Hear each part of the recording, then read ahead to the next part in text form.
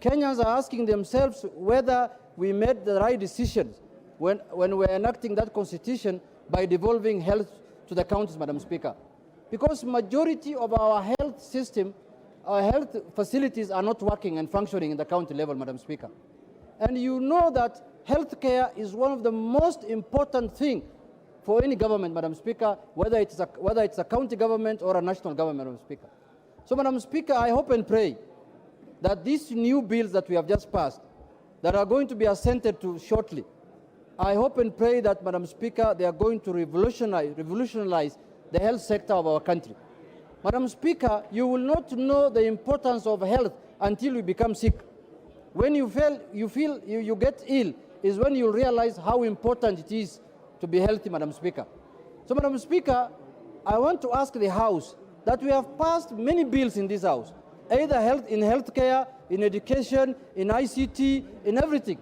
Madam Speaker, this House must come up with a mechanism on how to assess the implementation of those acts after they are assented. Whether those acts are being implemented for the benefit of the people of Kenya, Madam Speaker. We legislate in this House, and I want to thank the majority leader. He has done a good job for the last 6 months. The first 6 months he was settling down.